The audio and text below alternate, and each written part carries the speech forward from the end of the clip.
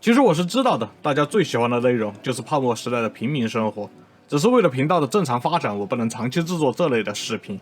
那我也不吊大家胃口了，这次我们来聊聊泡沫破裂时期开始进入职场的日本人的情况，看看这倒霉的垮掉的一代们的悲惨诞生。如果喜欢这样的内容，别忘了点赞订阅哦。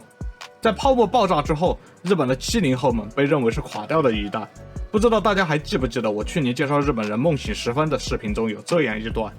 毕业自九州大学的松冈回忆说，1990年毕业后，他决定先不找工作，等形势明了之后再去一个稳定的产业。这一年，他在一个车企相关的电子厂做临时工。半年后，他计算所有的工资和津贴，发现这半年的实际时薪竟然高达恐怖的3500日元。认为泡沫破裂果然是美国人打击日本经济信心的阴谋论。就这样，他又拿着钱旅游了半年。1991年开始，真正作为新毕业生找工作。然而仅仅是半年时间，劳动力市场需求急转直下，大量像他这样的年轻人很难再找到像前几届学长学姐一样的好工作，待业潮席卷而来。更令他愤怒的是，日本的舆论场上充斥着70后是垮掉的一代，因为不努力才找不到工作这样的论调。即使是九州大学这种顶级名校毕业的他，也会被早几年高中毕业就进入职场的同学鄙夷，认为他们这2年毕业的学生毫无工作能力，也没有经验，却妄图找到好工作建议先从底薪实习开始积累社会能力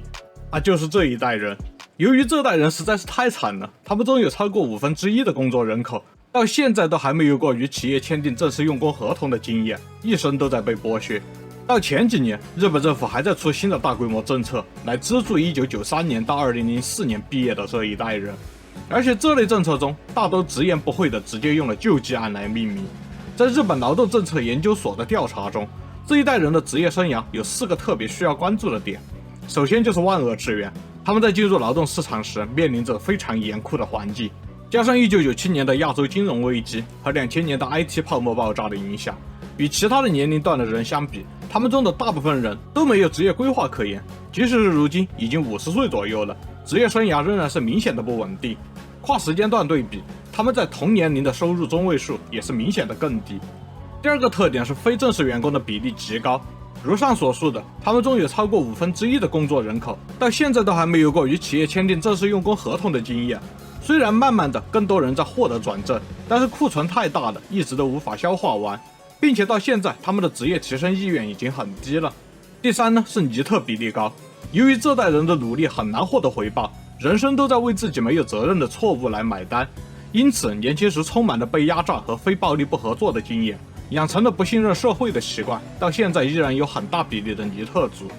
第四呢是收入危机，这代人中即使是后来通过努力成为了正式员工，收入也比其他年代生人低。但是更重要的呢还是剩下的部分，他们中的没有正式员工合同的人，有些已经即将退休了，这一代的尼特族们的父母也即将离世了，这2类人的老年生活会是个大问题。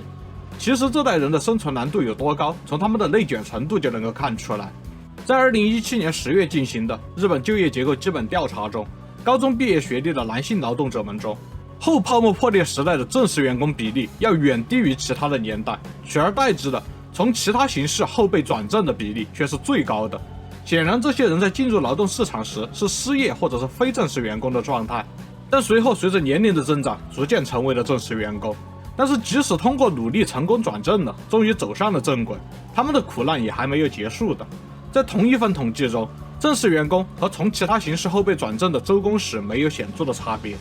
然而35到44岁高中学历男性正式员工的平均年收入为530万日元，但是同条件从其他形式到正式员工的平均年收入仅为400万日元，也就是说时薪足足差了1/3。我在回忆录杂志里提炼了这样几个泡沫破裂时期进入职场的这一代人的人生各位来感受一下。第一位女性是1975年出生，青少年时期处于日本黄金期，也如我在泡沫时代奇异生活方式的视频中介绍的一样，在中学时代便一边兼职一边上学，到他高中毕业时刚好赶上了就业市场雪崩的1993年，当年的招聘岗位比前一年直接少了1半以上，很多人甚至觉得能找到兼职工作就已经不错了。眼看就职难度越来越大，普通工薪阶级出身的他选择赶紧入职。然而伴随着招聘岗位的减少，随之而来的就是学历贬值，几乎只有大学毕业的新生才会被录用为正式员工，他这样的高中毕业生几乎被视同于以前的初中毕业生。虽然他幸运地找到了工作，公司却无法赶上经济下行的速度，最终大家的工作强度越来越大，也看不到职业发展的任何希望。几次跳槽之后，各个公司都是差不多的情况，他不得已动用存款脱产回到学校读大学。当时他进入了一个普通大学的教育学专业，全班55人，竟然有不少都是因为实在职业发展无望而靠父母资助来重读大学的。他们选择教育学专业的原因也很简单，是为了作为教师获得国公立学校的编制。他是2003年毕业，几乎全专业的学生都在学校实习过，并且以教师的职业为目标。但是最终正式成为了教师的人不到5%，甚至有一半的人只能找到非正式员工的工作，然后等待秋季转职高峰期的下一次机会。主人公也是其中的一员。然而第二新族的竞争比校招还要激烈，教师岗位的录取率甚至小于2%。这次主人公也没有录取上，年龄不小也有工作经验的他自然是不打算再卷下一次了，转而尝试私立学校，竞争依然很大。最后连补习学校的正式教师都应聘不上，还是重新找了一个一般企业的工作。后来他一边工作一边继续找教师的工作，虽然也有全程通过测试的时候，但是那时东京的公立学校的教师岗位竞争已经突破了100:1，而少子化使得学生越来越少，学校们都是能不裁员就不错了。他通过了测试，也只能在 waiting list 中等2年，然后内落到期需要重新应聘。但是公立学校们并非是完全不招新人的，主人公也听说，如果能从某些在教育议题上活跃的区议员或者是都议员处拿到推荐信的话，会简单很多。但是因为没有门路也没有钱，最后还是没有联系上。期间他也成功应聘到了一个私立学校的正式员工的行政岗位，还升职到了小领导。但是在论资排辈的文化中，他的实际薪水比另一位30来岁的下属还要低，而且他发现整个学校中的领导岗位都是比他大10岁或者是比他小10岁左右，他自己竟然就是他们这一代人中被升职加薪的特例。因为知道他的年龄是不可能被作为候补干部发展的，下属们对他的尊敬也不多，而且他的工作范围并不核心，下属们也就都是一些20出头的新毕业生，他们的工资低到没有人愿意发挥才能，即使偶尔有些能力强的人也很难相处。最近他写道，即使已经过了50岁了，我还是没有放弃改变人生的努力。每当看到次贷危机时期毕业的年轻人们说他们的人生无望时，都感到他们还是身在福中不知福呀。另一个故事是这样的，主人公高中毕业于1999年，那时的日本经济还是一片萧条的景象。虽然他毕业这方面就职了商业高中，但是那年的招聘岗位比1998年又跌了一半。学校老师们甚至暗示，能先找到兼职工作就已经不错了，即使是大学生也是能找到工作感觉就很好。到了2003年，职位突然激增之后的毕业生们好像人生就正常了。统计上，2000年是日本新毕业生就业竞争率最大的一年，但这明明都是泡沫时代那一代人欠的债，却要这一代人来偿还。出生于高速发展时期，所以从小也是受的严格教育，试图表达自己的意见就很容易受到打压。主人公变得习惯了忍气吞声，公司的前辈们都是吃着泡沫时代红利过来的人，什么都不做，却拿着自己的例子说做出成果很简单，一直在经历着职场性骚扰、职场权力骚扰和无偿加班，而且孤立无援，在公司遭到了不公的对待，连父母也难以理解自己为什么无法升迁，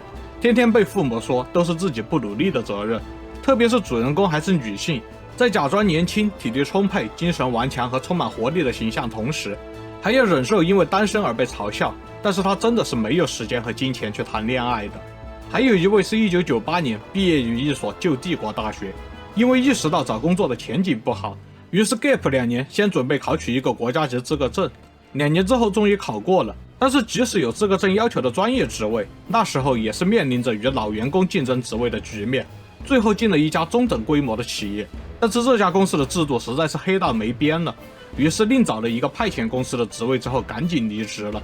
那个时候因为派遣社员很多，实际上的待遇其实也和正式员工几乎一样，他就一直被派遣到一个大型企业中工作，并无不满。那时派遣员工过了30岁之后就会被公司逼迫离职，主人公也没能熬到转正，然后被30岁清退了，只能继续被派遣到非大型的企业。派遣工作这种工作形式对于实际的用人方而言，完全就是可以用完就扔，法律上没有任何保护的手段，所以主人公遇到了3次项目上线立即开除 PM 这种事，就这样每隔2-3年就要转职一次。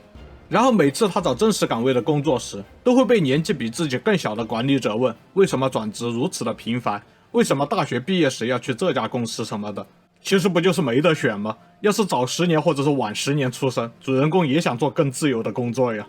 到了40岁之前，他才在一家公司被转正。然而就连年薪超过500万日元，这个现在的优秀新毕业生都能达到的目标，对他而言也是工作了10几年之后才达到的。然后因为年轻时没钱结婚，作为派遣社员，银行也不想放贷给他，主人公到了转正之后才贷款买房，也因为没有子女而不能享受国家的住房贷款补贴。如今他已经有了20年的行业工作经历，好不容易熬到了管理职，但是因为公司每次加薪幅度的限制，使得工资依然卑微，一把年纪了还要卖力工作，因为这个年龄也不可能和年轻人竞争魅力啊、可塑性这些东西了，却因为作为正式员工的时间短，裁员成本低而害怕，工作上还得继续拼命，因此还被骂成傻努力。因为这种形象，还会被同僚们问你毕业的大学那么好，为什么会去那样的公司工作，这种嘲笑的问题。最近他的部门收到了一份简历，也是毕业于名校，但是因为在疫情的萧条期间，勉强去了一家黑心企业。